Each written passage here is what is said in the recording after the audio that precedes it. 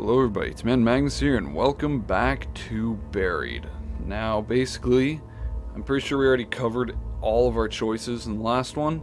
If you can just leave them up here for you. And, yeah, let's go ahead and let's get right into Chapter 3. Oh, wow, okay.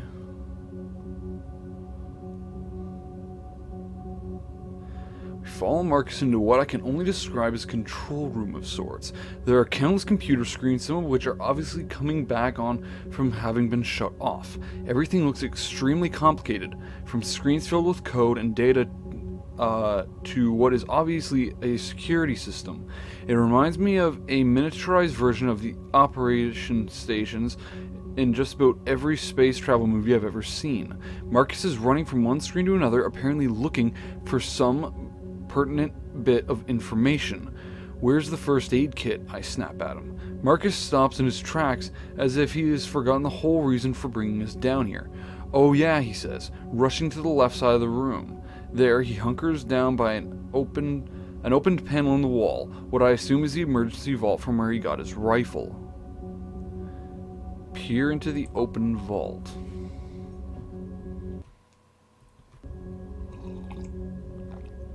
Coffee. I peer over Marcus's shoulder, peering into the vault, whatever. He's opened. It's much bigger than it looks from the outside. It's partially filled with file folders marked classified, a few rounds of ammo for the rifle, a peculiar plastic kit filled with syringes, and a locked black box. As Marcus digs around, one of the folders slips open for a split second. For the split seconds open, I see a scanned document and a colored photo. The photo shows a male corpse with its guts on the outside of its body, as if it has been turned inside out. There's also a massive swelling on his head, almost like his skull is about to explode. Marcus slaps the folder closed, and then I turn my attention to one of the syringes. It's filled with a violet-colored fluid that, while rather pretty in color, looks deadly. Marcus finally pulls out the first aid kit and turns around. When I look back to motion Dennis over, he's paler than ever. Come on, I tell him. He's not moving from the place on the floor where he sits against the wall. I slide the first aid kit over to him and go scrambling to his side. Between the struggle and for the rifle upstairs and arriving in this room, he's faded fast. I struggle to lift his shirt up and over his shoulders. As the dried blood holds it in place, the mere act causes him to grimace. This might hurt a little, I tell Dennis. He only nods. He doesn't seem to care. Pull it off gently. If we pull it off fast, we could remove the scab, and we don't want to cause it to start bleeding again. Decide to pull off the shirt gently. I lift the shirt off gently and it makes a sucking sound. There's so much blood that the moisture tries to keep the shirt pulled to him. Dennis lets out a little moan but seems to relax in spite of his injuries. With the shirt fully removed, the extent of his injuries become more clear. His wound is more visible now, although it's particularly hidden by the blood that has started to clot around it. My medical knowledge is slim, basically just a bunch of basics I learned in Boy Scouts. I look over to Marcus hopefully and ask, "You have any training?" "Zero," he says. "Sorry." It's just as well, I guess. He's far too concerned with what's happening on the monitors to be of much help anyway. I start by taking out several rolls of gauze within the kit and wipe as much blood as I can away from the wound on his side. It's even worse than I had figured from the start. The gash is deep and dark. I'm pretty sure it's infected too. He's going to need stitches, that's for sure. But I have no idea how to even start that. Besides, I don't see the tools for it in the kit. When I splash rubbing alcohol over the wound, he responds with a hoarse yelp of surprise, but nothing more. His eyes are locked on me and he looks appreciative but also scared. "Be honest," Dennis says hopefully. "How bad does it look? You think I'll live?" You know, if it's a gash, it depends on what the gash came from. If it's infected, we can assume it's wood or like a stone. So honestly, the infection probably isn't as bad as you would think. So honestly, and for a gash like that, and if he's lost the amount of blood they're saying, honestly, I think he'll be fine. I think he'll be able to pull through. Good to know, he says, because I sure don't feel like that. You've been through hell, I say. I think it feels worse than it actually looks. Thanks, that's a relief. I won't lie, you're gonna have a scar, I say, trying to be funny. He chuckles a bit, but there's no humor in it. He rests his head against the wall and closes his eyes as I finish up. I place one layer of gauze against the wound and bind it with medical tape. I then reinforce it with a second layer. I know it's meager, but it's all I can do. Thanks, Roger, he says. Actually managing to force out a smile, I feel a lot better. I think I'll be fine. I'm not sure about that, but I'm glad I was able to encourage him. I look back to Marcus, and he is looking back at us, deep in thought. My eye is starting to really swell from where he kicked me earlier. Maybe I shouldn't have let him off so easy. Are these first aid kits all you have in this facility? I ask him. If there's something better, I don't know about it, he says. I notice then that his defense posture is no longer there. Something is different now. Just a slight change into his demeanor. He's seen something in those monitors that has him frightened, more than he already was before. What is it? I ask him. What's wrong? His eyes travel around the room, and it's obvious he's trying to decide whether or not to tell me the truth. Coffee. I only got like 4 hours of sleep last night. I freaking could not sleep for whatever reason. Get up and look at the monitors. He obviously doesn't want to tell us something.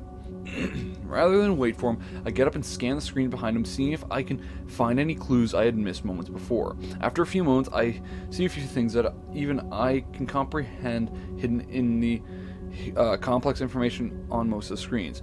On one screen, I see what looks like a power meter that is slowly climbing upwards.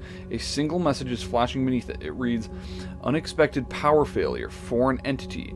Another message trickling along the bottom of the black screen says, "Safety locks on level 3 containment floors engaged. Override." I see still scenes on a few other screens that I assume are security cameras showing hallways and passages from elsewhere in the facility. One of them shows the first level hallway we were on just a few minutes ago. Another shows a hallway I don't recognize. The floor is covered in blood. From just off screen, I see what I think might be a human body, but it's bent in an impossible way. It looks like the body's legs and torso have somehow been merged or melted into the floor. What happened to that person there? That's a more important question. I don't care what happened to the system. I worry about that guy. I have no idea. I didn't see it, he says. Whatever happened to that guy must have just happened in the last minute or so. What the hell, I ask? There's something still happening? Are we still in danger? He turns away, clearly fearing he has already said too much. And as bad as that is, there's a scene on another monitor that makes my blood go cold and my fear spike to levels somewhere near terror. The scene is very familiar. It's the logging site. The equipment is unmistakably mine. I can even see my truck. Something like fury starts to rise up in my gut, momentarily pushing aside the fear. For a moment I consider just tearing into him. A few punches and a shove against the wall. Nothing more. I want answers, and I want them now, but I'm not sure which would provide more answers, asking calmly or kicking his ass. If we do it aggressively, that's going to start a conflict between the group. We already are on good terms. We don't want to do anything else to make that bad. We'll question him calmly. Could you please explain to me why you've been spying on my crew? My anger is prodding at me, and I have to hold it back again. It's near the surface, demanding a release. It was part of my job, mine and a few others. The crew has been watched. Your crew has been watched ever since you set up your equipment. Why? Because you're working with heavy equipment, with some of which that dig into the ground less than a mile from a secret government facility. I had no idea of that, I say. How could I have known? Marcus gives me that same crooked, trembling smile that is beginning to creep me out. Because those things would draw attention to this place, he says. You have no idea how secretive the facility is. Besides, I know that the higher-ups looked into it. Your site isn't on government land. It's shy by about 300 yards. Ever since my Wait, every piece of your equipment is on private property. The timber tract you purchased from Mr. Gladstone 2 months ago. So even if we wanted to intervene and keep your crew away, we couldn't have without stirring up a fuss. The fact that somebody with such low-level clearance knows this much about my logging crew is unnerving.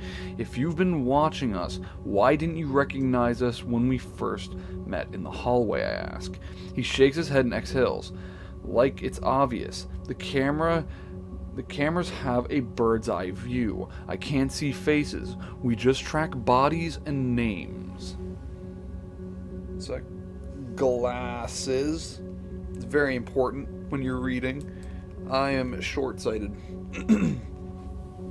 That's actually much clearer. So where the hell is my crew? Ask calmly.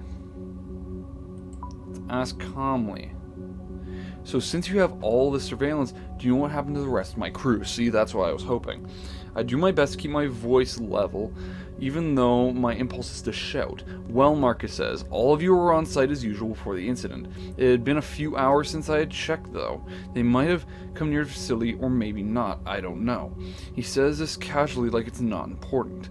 Well, are they inside the facility, I ask? You have cameras everywhere, right? Do you see them? Marcus shakes his head. I've been looking all over and I haven't seen your crew. They aren't here. But, he adds, the lower levels don't have any cameras. Classified. I'm not sure how they could have gotten there, but it's a possibility. I'm still shocked that we were being watched. Do they know everything about us? I'm telling you, Marcus said, the depth of influence in this facility goes deep. There are 36 employees down here. Outside of those employees, only 5 other people know this place exists. What the hell goes on here? Ask calmly. I need to keep calm. If I friggin' lose my mind, then it's gonna put everything at risk. What do all these people do here, I ask, keeping my voice level. He doesn't even pause to consider if we should go any further. He actually laughs when he gives me the answer. I honestly don't know anything. Probably very little, but what I do know is that it is more than black ops. What does that mean, I ask? There are scientists here who have been disowned by their own governments because of the nature of their work. You get it now? I don't, not at all. But I don't want him to know that. You said there are 36 employees, I say. Where are they now? He shakes his head. As far as I know, everyone else is gone. Gone where? He points to the screen that still informs us of the unexpected power failure, and cringes. If this power failure was not corrected in time, there's no telling. But they're here in the facility somewhere, right? I ask, hoping someone will be able to help Dennis better than I can. I just don't know, Marcus says. They could be anywhere. Look, I say, furious with the way he's talking in riddles. I don't... Ah, God, Dennis says. I look over to him and he looks as pale as a ghost. He stood up with his eyes are locked to the monitor closest to him. What, I ask? He simply points to the monitor, then looks away. I look at the monitor and see the logging site. But more specifically, I see the overturned dozer and the legs sticking out from under it. Wearing work boots right where I left him. Tony. The fact of his death seems abstract, almost like it happened in some other world or a very long time ago. I know you already told me it's gone, Dennis whispers. But it's different actually seeing him. My God. Suddenly, something blazes by the open door outside. The shape is fast and in shadow, but I'm pretty sure it's a person. Someone else is here, Marcus says, wheeling around. He sounds very happy to discover this, so I try to follow his lead. If something bad happened at this facility, then surely the sight of another survivor is a good thing, right? We should check it out, he says. I realize this isn't the best moment to leave Dennis after revisiting Tony's death all over again. Someone just ran by the door, I tell him. Hopefully it's someone who can help us.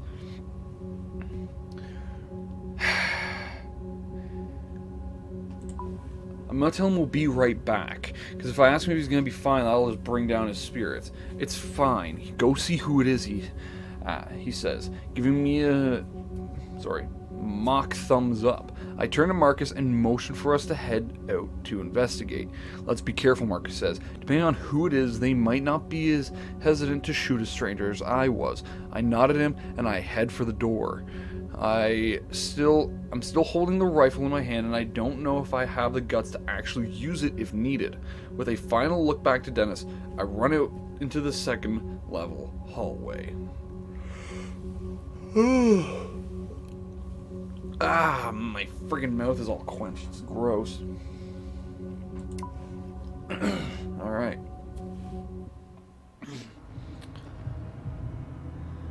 They do an awesome job with the sound design for all this.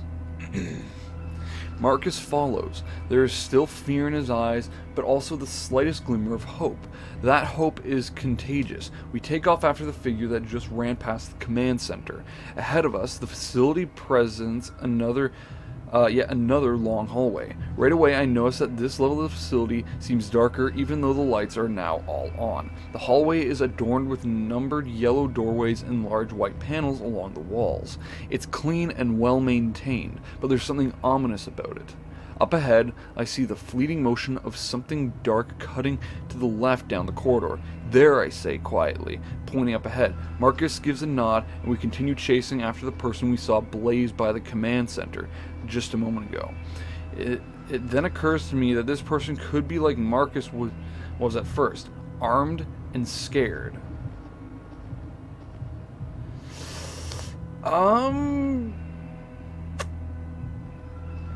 I've been shouting this whole time, and it's been good, but I don't want them to run even further away. Let's move towards them slowly. When we reach the intersection in the hallway where I see the shadow moving, I ease around the corner just in case. Sure, I have the rifle in my hands, but I don't want to use it unless I have to. I quickly dart around the corner and take the same shooting stance I've seen countless times on TV. There's a woman standing there about 10 feet away. She has reddish blonde hair and a small, mousy build. She looks terrified and is visibly shaking. She's probably in her late 30s, wearing a lab coat with dark jeans and green Converse low tops. I have a strange sense that her fear is not just about our sudden appearance.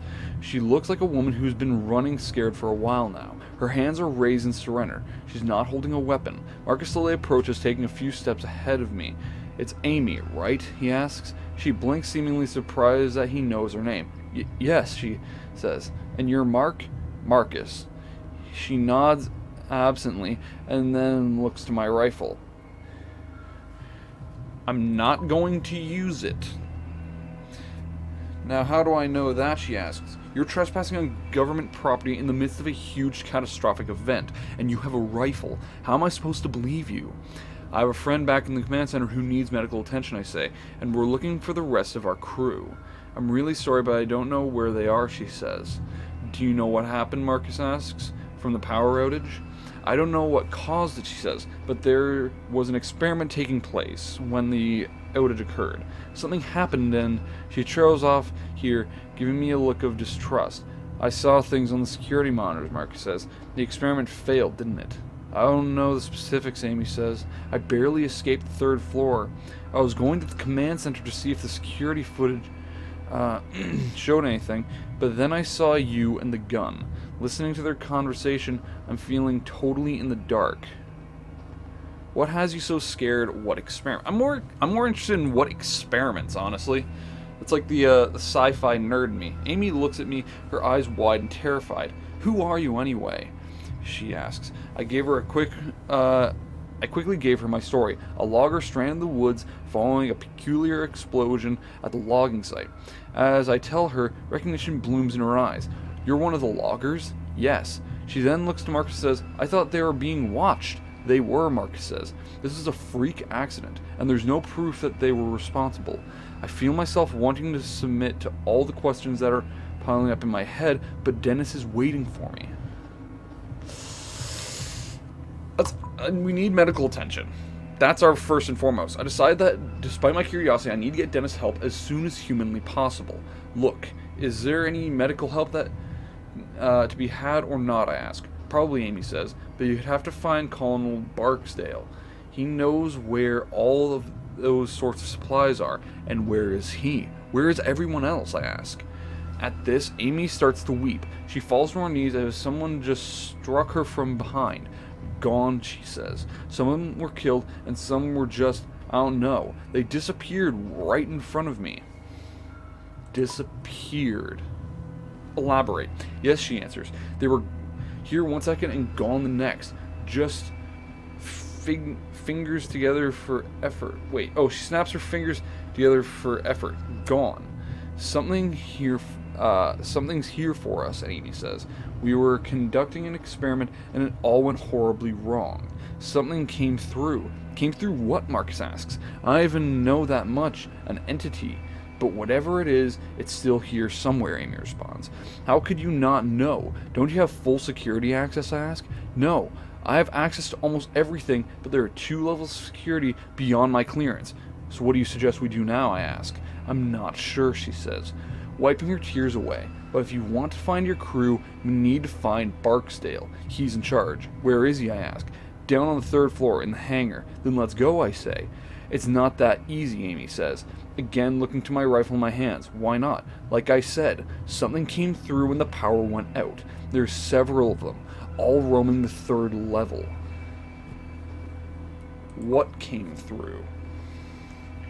All I know is that the others refer to them as entities. Amy shudders as she recalls the horrors she has seen. I don't even know how to describe them. I didn't get a good look, she says. All I did was run for my life. Behind me, I just heard screams. I know it's not very scientific of me, but I didn't feel like sticking around to learn more. She's right, Marcus says, stopping my train of thought. The things I saw on the monitors, it was crazy. This is insane, I bark. I'm going to the 3rd level to find this Barksdale guy. Thanks for your help. Wait, Marcus says. I'm sticking with you. If we want to get out of here, we have to find Barksdale, right?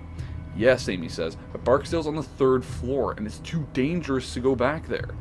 I figure I'll let them make their own decisions in the meantime. I start heading back to the command center to get Dennis. Before I get there, I hear their footfalls behind me, getting closer. I give Amy a questioning look, and she quickly looks away, clearly torn. Neither one of you know your way around here, she says. Looking for Barksdale on your own would be suicide. Like it or not, she has a point. Fine, I say. Then let's get Dennis from the command center and head down there together.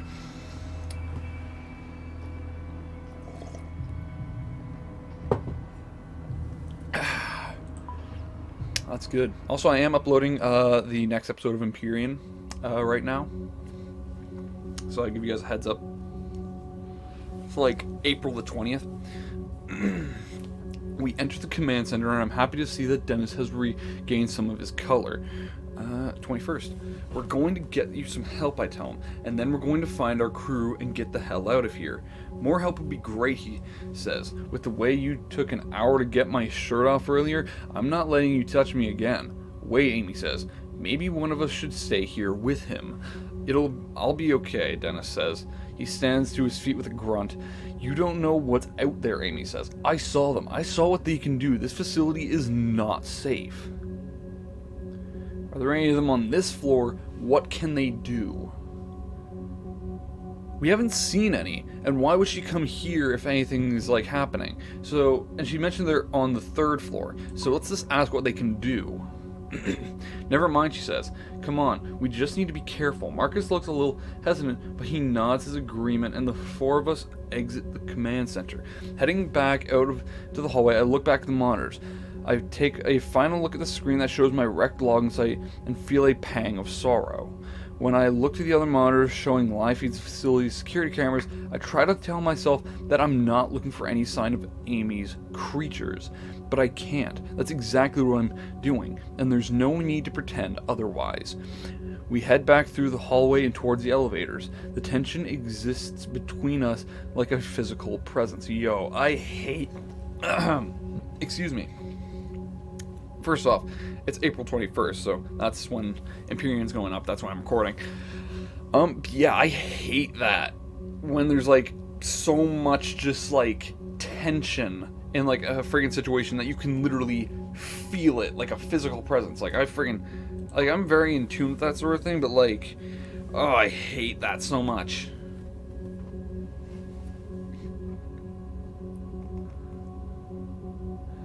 We step inside the elevator and those pristine doors close. Inside the elevator, Amy seems to be much more guarded and distant from us. I want to assure her that I mean her no harm, but I am also not going to put the rifle down.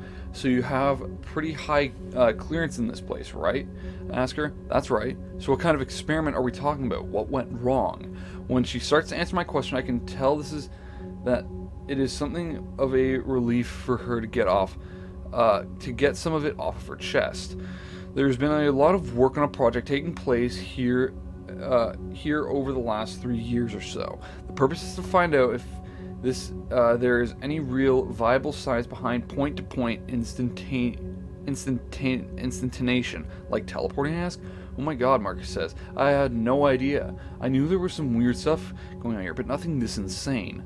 It's really not all that insane, Amy says. We found our first major breakthrough about 9 months ago.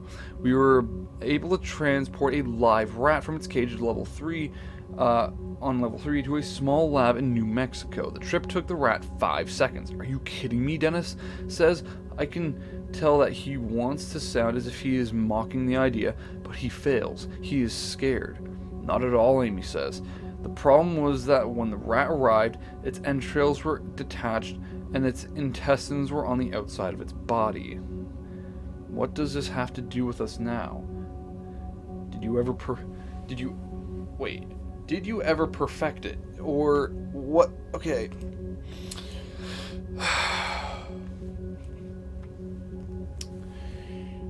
Did you ever perfect it? That's my question, actually. Well, about 6 months ago, we successfully made the same experiment. The rat arrived in great health, this time in just 3 seconds. Still, what things that we needed to tweak in order to make the process completely safe was how to figure out how to keep the subject on a straight course. When its matter is being transported, not only are its atoms being unknit and then put back together upon arrival. Wait, so when you say unknit, I'm actually coming up with like 2 different things in my head. Yes, deconstruction and translated through space. It's the only way we know how to do it right now. But the issue, as I said, comes in keeping the deconstruction subject on a straight course in its destination. When the process occurs, we are deforming space-time. We are creating a shortcut through space, and that has risks. Why exactly, Dennis asks. Because there are more dimensions in space than the 3 we exist on. She explains, there is some evidence that there are as many as 10. So when you send the rat to New Mexico, it's traveling through another dimension to get there, I ask. Basically, and because of that, we are trying to get a better understanding of what those other dimensions are capable of. Things that a great deal of population would be scared if they knew what we were doing, hence all the privacy. Then today, the power went out, and as we were right in the middle of an experiment, something happened. What? I don't know. She speaks with the authority of someone who knows what she's talking about. Also, yeah, the thing is, like, the population would be scared if they knew it was going, like, what they were doing. Yeah, literally, you are, like, unknitting reality. You're unknitting it. You're literally taking apart reality and then, like, taking apart matter, sending it through, and then closing it, and then opening it up somewhere else and reassembling matter. That is absurdly dangerous. Like, I know a bit about, like, you know, like, what is it, quantum mechanics and, like, you know, atomic structures and stuff. I know a little bit about that because I'm a nerd and I actually intentionally looked up that stuff. That there is dangerous.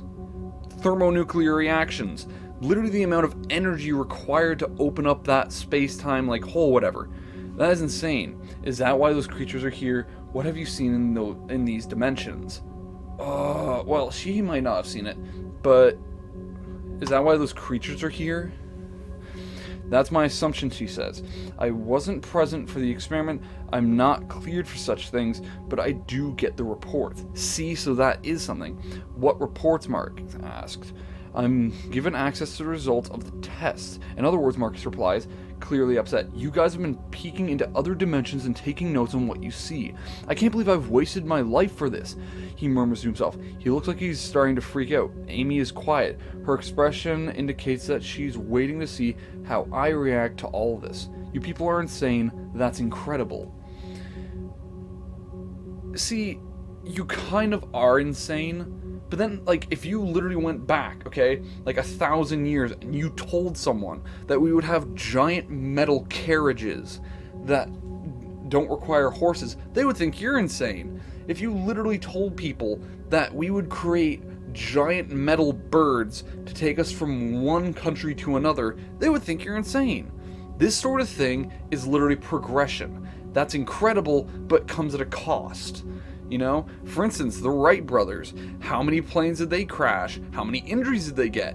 It's all about that sort of, it's, you know, it's progression, but at a very steep cost. And this, whew, that's incredible. That's what I'm saying. Yeah, I'm impressed with Amy's work. So this is like interdimensional stuff, I ask? In a way, Amy answers.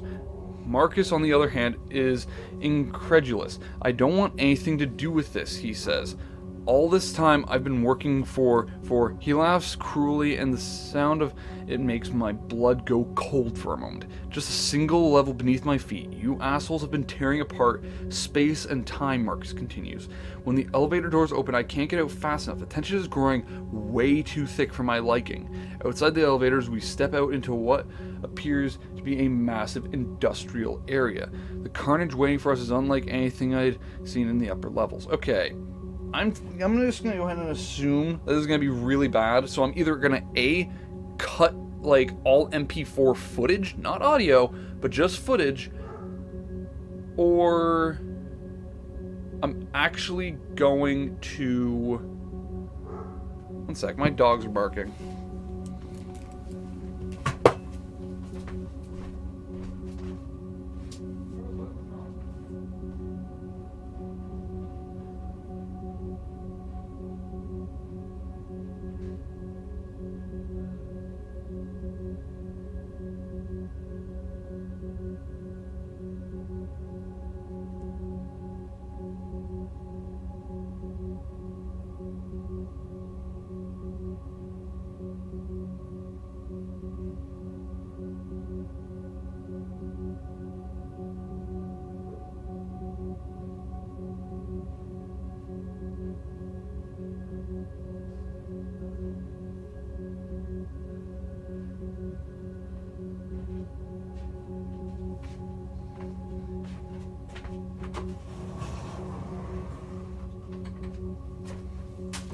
Okay, I am back.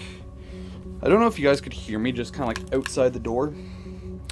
But yeah, my dog's name is indeed Rosebud. Funny reference. So yeah, anyway. Right, I'll either cut footage or I'll blur it out. If I have that effect, I might just blur it out. I think I have it. So yeah. Alright. Oh my gosh!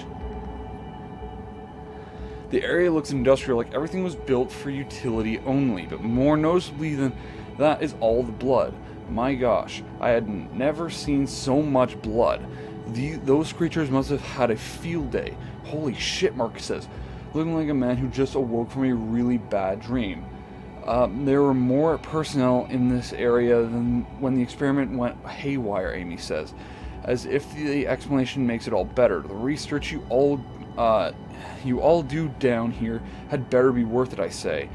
We have to get moving, or we're going to lose our nerve. Amy, let's focus. Barksdale is in the hangar, I ask. If he's still alive, yes, that's where he'll be. Then let's hurry, I say. As far as I can tell, Dennis is doing much better, but I'm beginning to grow tired of trying to keep my fear at bay. Between the blood on the floor and the silence on level 3, Amy's talk about the lab rats, I'm getting freaked out. I wouldn't be freaked out. I'd literally be impressed. I would be asking so many questions. I would actually just be straight up nerding out. Actually, now that I think about it, I mean, it's gonna be hard for me to blur this, to be honest. I'm not actually sure even how I'm gonna do it. So, yeah.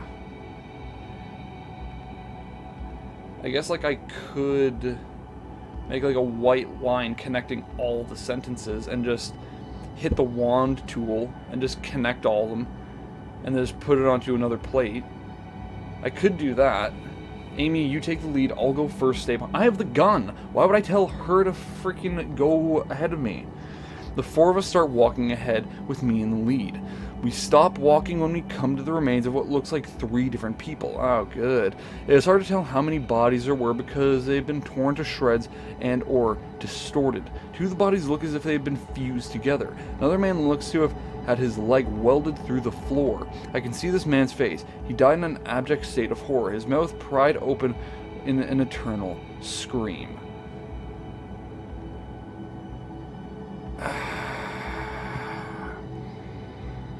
I have to investigate. They might have something. They might actually have something. I see half a face pushed down to the floor like putty, barely attached to the separated skull, a single dead eye staring at me. I think I might puke. Behind me, Marcus does just that. As I listen to him heaving, my eyes cannot leave the carnage. There is blood everywhere, a crimson pool. Oh my word, this is friggin'... Oh, I might actually have to cut some of this. Flooding the floor. There is hunks of skin tissue. Oh my word, it's splattered on the wall and the stand of them. Well, doesn't okay, I'm probably just gonna... I'm not even a freaking, yeah. Speaks his voice... Okay.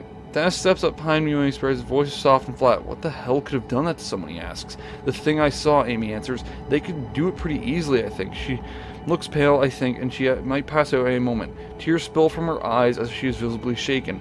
But she soldiers on, looking back to me and stepping to the side of the gruesome carnage. Her eyes again go to my rifle, and she doesn't look very hopeful.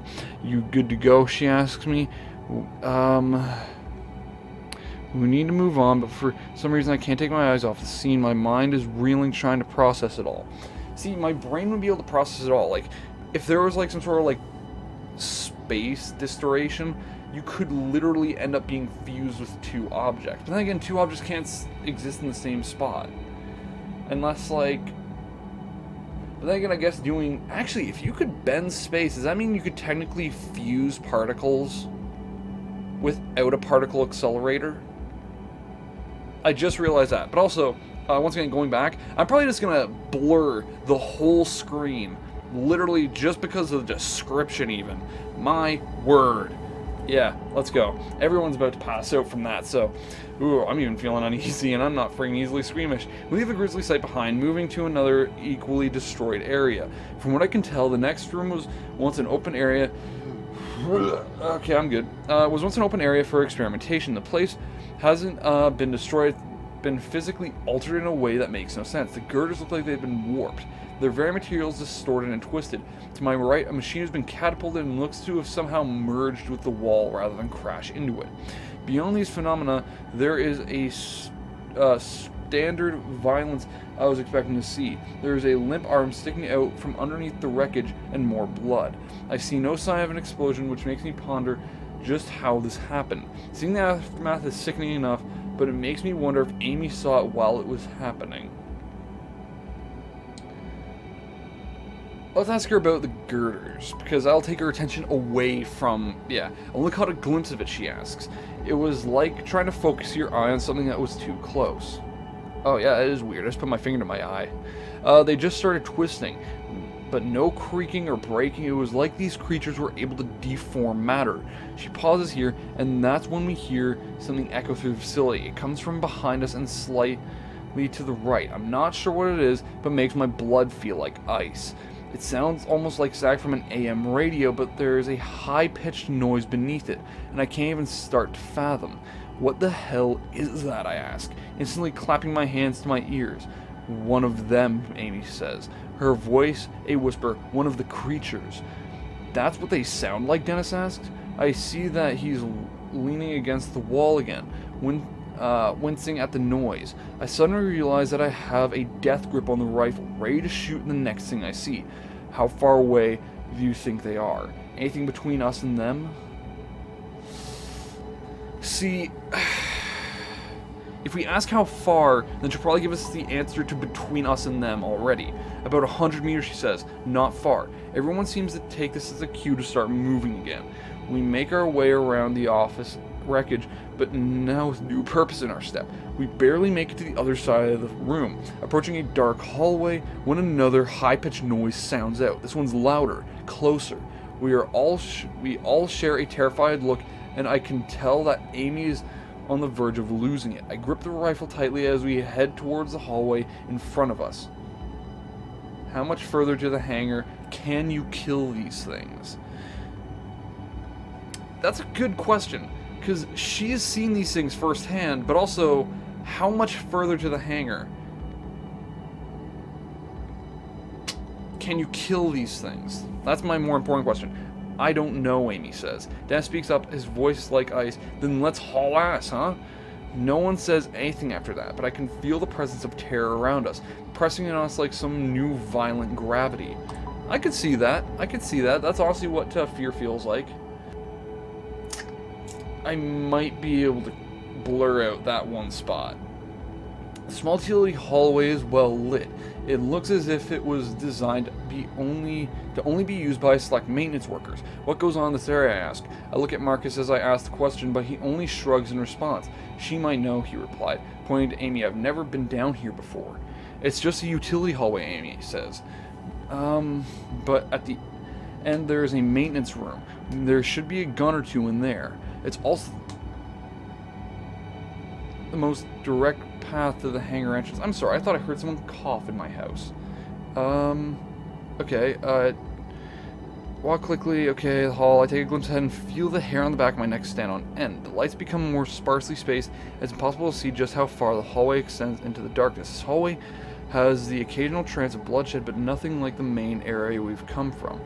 We continue farther down, and just as I begin to see what looks like a large metal door further ahead, I hear yet another shrill sound. This one sounds farther away, but no less demonic. How many of these things did you see? Dennis asks Amy. 3, but that's just what I saw. There could be more. What did they look like? Dennis asks. How about something else?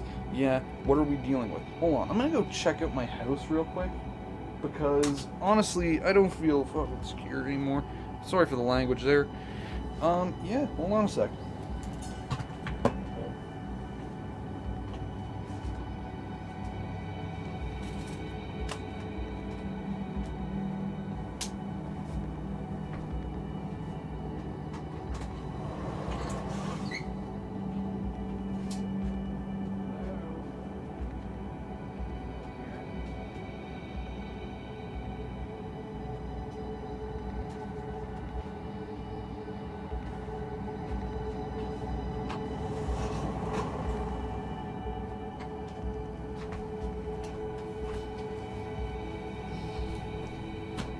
Okay, by the way, for those of you who are wondering what that, like, kind of grinding noise, like, that was me just putting my fingernails against the desk, but the other one before was, I have a bookshelf door. I've had the same room since I was really, like, little, like, 9 or something, so that there was, like, just something me and my brother got a design choice in. Okay. Yeah, what are we dealing with? Yeah, let's ask that. The most important question. I don't even know how to explain them, she says. Monsters, the only word I can think of. Monsters, that's the only word I can think of. My mind seems to struggle just trying to understand what I'm seeing. They're big and they seem to jerk around every few feet or so. They look like they're made of light. That's about all I know for sure. You know, my ex-husband always said I'd let my work kill me, she continues, seeming unable to stop herself. I mean, I doubt he imagined this exact scenario, but still. As we make our way to the hangar doors, another high-pitched noise rings out, angrier now. Amy stops walking, causing us all to stop and turn to her. We have to do something to slow these things down, she says. No, Marcus snaps. There's no time. We need to distance ourselves and get to the hangar fast. Amy ignores him, deep in thought. There's an old hydraulic door set into the wall right here, she says. It hasn't been used for years, though. Well, great, use it. She looks to me, pleading her case. Together we might be able to pull it closed behind us to keep those things back. Those old hydraulic doors weigh a ton. Yeah, Marcus says, there's no way it'll work. Roger Roger. Amy says, what do you think? They'll have a harder time getting to us if these doors are locked. Locked? Look, Marcus shouts, turning to me. We need to get out of the hangar now. See, here's my thing though. If these things can warp reality, like, if they can transform matter, then how the heck is a bulkhead gonna keep them at bay? Let's stop and close the door first. Let's keep moving to the hangar. See, they don't know the layout like we know the layout. They might just think it's a wall, like it's the end of a hallway. But also, like, a hydraulic door. You wouldn't be able to move that. Those things have so much freaking push behind them, and they weigh so dang much. Actually, I guess it depends on what it's made out of. If it has like lead, then maybe they can't move it. Let's just close it. Let's close it. You decide to try and close the door. Try, so that means that's it. Damn it, Marcus says. We don't have time for this. Amy ignores him, starts feeling along the wall for a groove. You don't know where it is? Dennis and I start looking as well. A minute passes, then I see a small metal frame that runs through the door from the floor, the ceiling. Is that it? I ask. Yes, Amy says. I look to the floor and I see an old metal track that runs along the frame. Let's move it, I say. Amy, Dennis, and I start pulling as hard as we can, but I can barely move an inch. Sorry, but barely moves an inch. Behind us, that static noise rings out again. My heart seems to stutter, and Marcus lets out a little whine. We're running out of time. We need to go, Marcus says. Those things are getting closer every second. Help us, Marcus! It won't make a difference, he says. We shut up and help us. And then we'll find out. I shout reluctantly. Marcus walks over and grabs the door. We all groan and strain to pull. It starts inching slowly and then begins moving steadily. Once we get started, it slides easily. As we near the wall, close to the hallway behind us, I think I can see the merest glimpse of an odd illuminated shape in the darkness. It's cut off by the slight thump of the hydraulic door being pushed against the frame in the opposite wall. Amy turns the lock into place. Great. Now let's haul ass, says Marcus. We all turn and get moving again, still feeling unsure about our prospects. The fact that yet another shrill noise sounds out elsewhere in the facility is not calming. And then there are two of them. It's almost like they're calling out to one another. The doors of the hangar slit up ahead like the entrance to some enormous labyrinth. Sorry, I had to check my phone there. It's just the weather report. I got a notification. Alright. Great.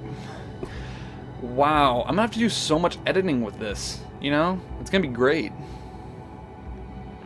Maybe not. I don't know. When we reach the hangar doors, I get the true sense of how impenetrable they are. A computer terminal is mounted on the wall nearby, has a blinking red light. Any idea what this means, I ask? It's an automatic lock. A failsafe from the lockdown, says Amy. I've never been down here before, Marcus says. If I had known this door was here, I would have opened it earlier. How, Amy asks. The fear in her voice is more present than ever. From the command center. Oh, the thing said you could open it. You need to override it from there, then use this terminal to open the hangar doors. The command center on the second floor, I ask? Yeah. Amy shakes her head and lets out a nervous laugh. Are you kidding me, she asks. We just pulled the hydraulic door and blocked off the hallway, remember? If we want to get into this hangar, we have to get back to the command center, Marcus says. Isn't there another way?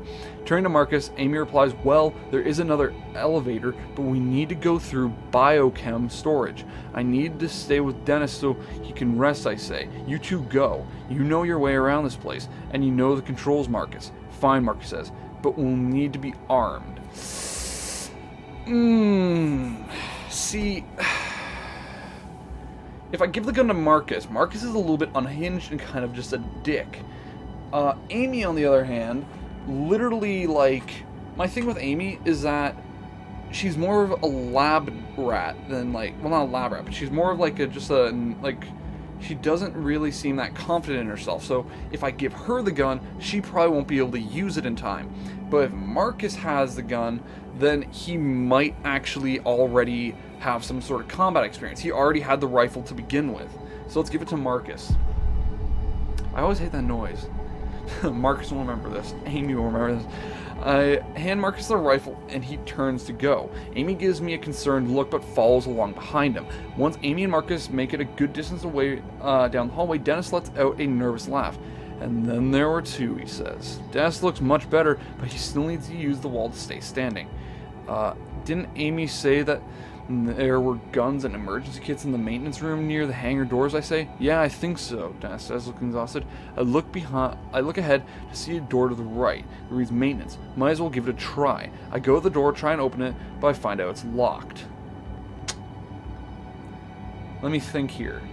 Because, see, if we try and kick it down, I'm pretty sure in the beginning, didn't we injure our knee? Didn't our knee hurt? Yeah, our knee did hurt, didn't it? But if we push with your shoulder, you can put your whole weight into it. With a kick, that's much worse. You go to hard shove, but it doesn't budge. I'm about to try again when all I hear the dry, choking sound from just down the hallway. It's barely audible, but it's not my imagination. My first thought is that's one of those things, one of the monsters. But after calming my nerves and reassessing, it sounds like a person. I think about how angry and on edge Amy when she turned to leave, as well as how scared Marcus had looked.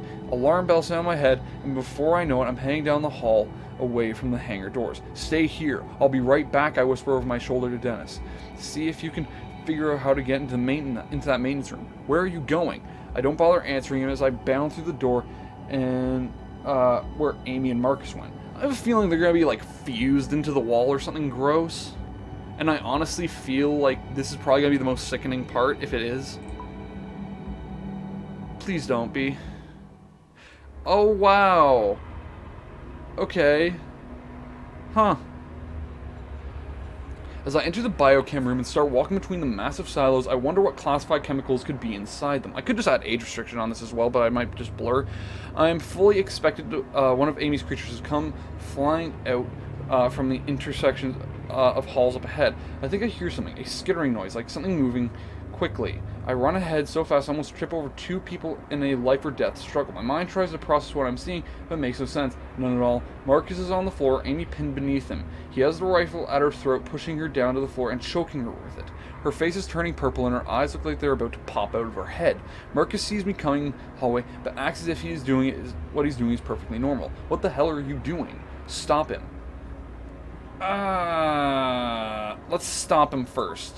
Because, you know, I start rushing towards him before I really know what I'm doing. I bring my fist down on a hard arc across the bridge of his nose, and with a sick cracking sound, he cries out and falls to the ground, looking at me if he doesn't understand why I punched him. On the floor, Amy clutches her neck and gasps for breath. I start to feel that I was a moment too late when I see that the rifle has been thrown across the floor. Marcus seems to notice this at the exact same moment I do. See, going for the rifle, we could end up shooting one of these tanks. Hit Marcus? Go for the rifle? Hit Marcus? Go for the rifle? I'm not sure. I honestly have no idea. I want to say hit Marcus, because that'll just friggin' knock him out, hopefully. Hit Marcus. Hit him. I deliver a surprisingly strong blow with my right hand, clipping his chin from the awkward position. In the process of planting a knee in his chest to hold him down, his left foot comes out of nowhere, landing hard. The kick catches me square in the ribs, knocking the breath out of me. What the hell are you doing? He yells at me. By killing her, I'm saving us all. All of this was her fault. I sense that he truly believes this, but if that's the case, why not just shoot her rather than strangle her with a rifle? The answer is simple. We would have heard the gunshot, and I or those things would have come running. He wanted to kill her quietly, and then what? What would he have done to Dennis and me? It seems fitting, really. When we first came upon Marcus, he held a gun on us. I had been so relieved to see another human being that I underestimated just how unhinged he was. Yep. Marcus and I both dive for the gun, still laying on the floor, and start wrestling for possession, but I'm not confident I'll come away with it. As I struggle, he starts inching the muzzle of the gun towards my face, a position I do not want to be in. I start pushing back hard, but if that thing accidentally fires, I'm not sure where I'd prefer the bullet to go, especially in a room full of chemical tanks. That's what I'm saying. That's why I didn't dive for the gun in the first place. Don't force it towards tanks, force it towards Marcus! I grunt as I push the muzzle back towards his face. Realizing he's literally looking down the barrel of the gun, Marcus ducks his head out of the way. This makes him lose leverage, allowing me to yank the gun from his grip. I get to my feet and as quickly as I can, swinging the rifle back around on him. For a moment I think I've knocked him out, but his eyes flutter and he looks at me as if I've betrayed him. Her people, he says. It was them that did this. She deserves to die. She did this. I look to Amy and wish I could help her. I'm relieved to see that she is managing to draw a few breaths. Her legs move as she tries to push herself into a sitting position. You wouldn't know, Marcus says. You didn't work here under their secrecy. You don't know what it was like to... He surprised me with a lunging forward to me, for like a human projectile. I aim carefully. I have to react fast. See, if you shoot him, that's going to just attract them. And if it ricochets off that freaking rail at the bottom there, or like off anything else, you could hit a chemical tank. Try to dodge. My aim is poor and his strength is failing, so I dodge him easily. I don't want to set off a gunshot and alert those creatures to where we are. Yes. Make a hard jab of the butt of the rifle, striking him in the chest. Something crunches and he lets out a whoosh of air. He crumples from it and goes to his knees. He roars in pain on the floor.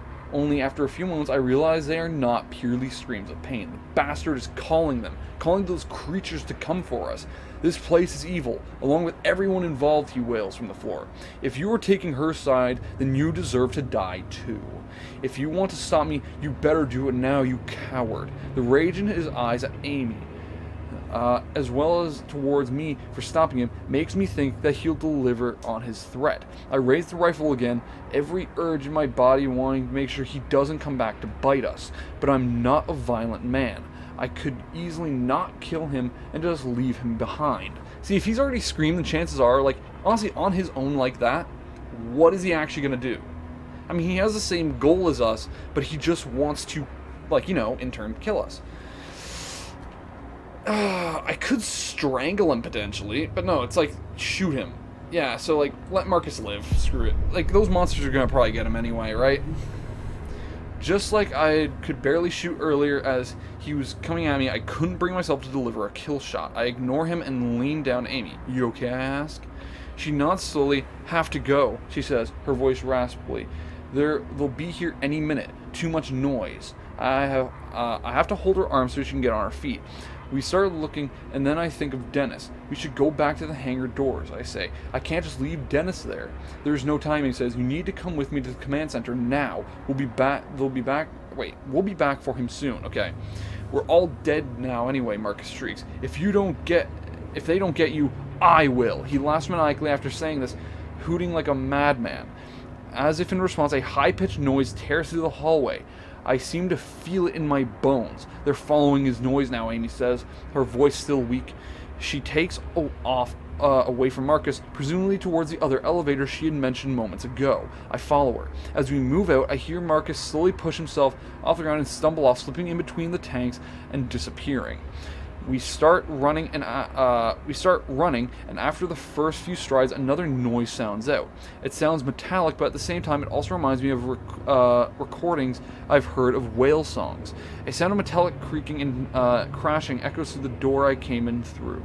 They've reached the hydraulic door we pulled, Amy says, confirming that what I'm thinking. The sound grows louder and it's clear. They're struggling with it, which is good. We have a bit more time. I speed up my step to follow Amy as she leads the way to the other elevator. She's panting furiously but pushes on. I can hear something rattling in her breath, likely the result of Marcus's attack. This makes me imagine how his cold, uncaring eyes must have looked, staring down at her as he tried to deliver her to death. How she's still forging on is beyond me. I'm sorry about Marcus, I say. It's not your fault, she interrupts. When you handed him the gun, you didn't know he could use it on me. You didn't know he would use it on me, sorry. I just hope we can find a way to survive this mess. We'll be fine. Don't worry. Oh, you can scroll! I didn't know that. I'm not so sure, she says, her eyes fixated straight ahead. I'm not sure I can blame her. I had just wanted to say something encouraging. I guess we finally come to the elevator. At the end of a row of silos, the elevator doors slide open slowly. At that moment, we hear something behind us. a strangled sort of whistling sound. We step inside and turn to face the biochem room. Thankfully, we've been given a few moments to spare. The elevator doors remain open for 3 seconds before they start to slide closed again. In those 3 seconds, I see a large shape floating towards us. A phosphorescent-like white glow outlined an impossible shape. Beyond it, I see another shape that also enters the biochem room, and another. The third one breaks away from the other two, taking a quick right. It moves with eerie speed. That is the direction Marcus had gone. Hey, he's done for. Honestly, the thought of them hunting him down doesn't bother me in the slightest. Same. Amy is pressing the button to close the elevator door over and over, but they stay open for what seems like an eternity. I curse whoever designed those damn doors. Hey, that's true though. How many of you out there friggin' hate how long it takes for friggin' elevator doors to close, though? Am I right? Like, hide inside the elevator, stand in the doorway, ready to shoot. Hide. We need to save ammo. Amy and I slide ourselves against the sides of the door, trying to avoid being seen. Yep, but I can't help peeking around the corner. I hold the rifle steady, ready to fire. That's when I see one of them in a clear light for the first time. I can see their features, their shape, and their colors, but my mind can't quite process it all. Nothing about them makes any sense. My eyes try to see a squid, but that's not what these things are. They are gray and white and seem to be nothing more than squirming light. That sounded like a poem almost. Their appendages are neither legs nor tentacles, but somewhere in between. They don't walk on these appendages, but use them to glide. They move like ghosts and seem to jerk every few feet or so. But I'm probably sure that this jerking effect is not a result of them moving, but my mind's inability to understand how they are moving exactly. It's also more than their appearance that makes a mockery of reality. It is also more than their appearance that makes a mockery of reality. The light around them seems to bend inward as if the space within the room has to reshape itself for their existence. That peculiar effect on the air makes their movements seem like something moving underwater, only faster. Their screeches unison as they rush towards the elevator. They'll be in here any second. I check my rifle and see my ammo is diminishing. I have to start saving my shots. I'm going to have to be wisely. Don't save ammo. Shoot. Wait, don't. Shoot. Don't shoot. Save ammo. Shoot at the creatures. If we shoot at them, we can tell if this actually hurts them, right? And also, if we go back up, we might be able to grab more ammo. Because in the room that we left Dennis before, like in the command center, it said that they had a few extra rounds, right? Shoot at the creature. You decided to shoot at the creature. We need to see if these things can be killed. Now about a foot remains between the sliding doors. I find my muscles reacting instinctively again. I pull the trigger. The shots fill the elevator. There's a thunder in my ear. I hit the thing in its center, and the reaction is not what I expected. The monster pauses and spasms for about 2 seconds, its body of light flickering for a moment, similar to a light bulb on the brink of burning out. My finger keeps pulling the trigger. The throb of the rifle in my hand is comforting, and each screech from the creature is like music. But when I realize that this is only slowing it down, its tentacles seem to tighten and then loosen like a weird muscle reflex, but then it's on the move again, unharmed by the shots. Finally, the elevator doors close. The creatures wash against the other side of the door, making an electrical noise and crying out in anger. The tips of their spider-like appendages poke through the wall and the elevator door, but for some reason they can't get all the way through. Amy screams at this, curls into a ball in the far corner of the elevator, crying. I say nothing to her. I just cling to the rifle, hoping those creatures don't find Dennis as he waits by the hangar doors where I left him. For his sake and ours, we need to get them open now. That is the end of chapter 3. Wow, that was a roller coaster. That literally went from like, hey, you're on like the second floor, here's like a few like prologues and stuff, to basically here's people fused into the freaking floor and literally like creatures that your mind can't explain. Like, that is really cool. But also, yeah, I was thinking to myself, like, okay, so it's not a tentacle, but it's not a leg. I didn't even consider, like, spider limbs. That is interesting. Huh. Anyway, let's go ahead and let's see our results. Okay. The blunt truth. You and 59% of players told Dennis he'd probably be fine. Okay, cool. Slow them down. You and 35% of players sided with Amy on pulling the hydraulic door. Wow. You and 31% of players gave the gun to Marcus. Yeah, I know. Murder and mercy. You and 58% left Marcus alive. Yeah, that was pretty close.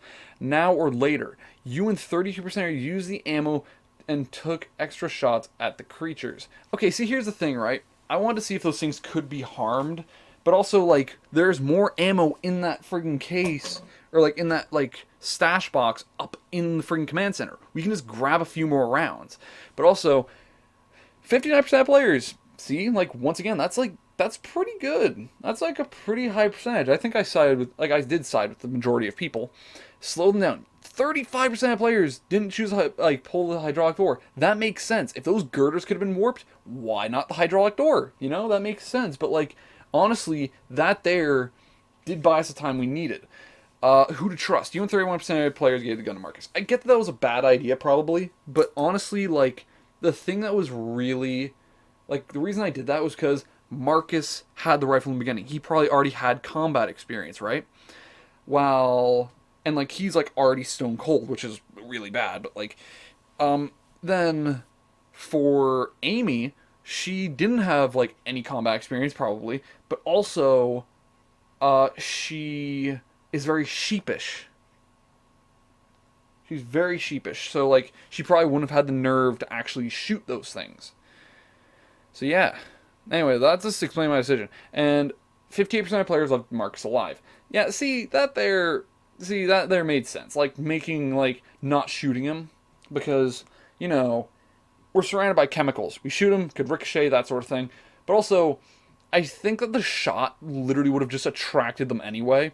Or, basically another thing is that if they were attracted to Marcus, maybe that, maybe that distracted them from Dennis. Huh? How about that, huh? Maybe that.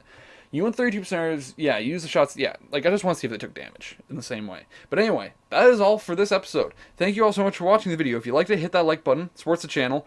I'm going to be uploading stuff a lot more frequently now that I've gotten, like, a lot of my schooling done. And, yeah, thank you all, and I'll see you in the next one. Later.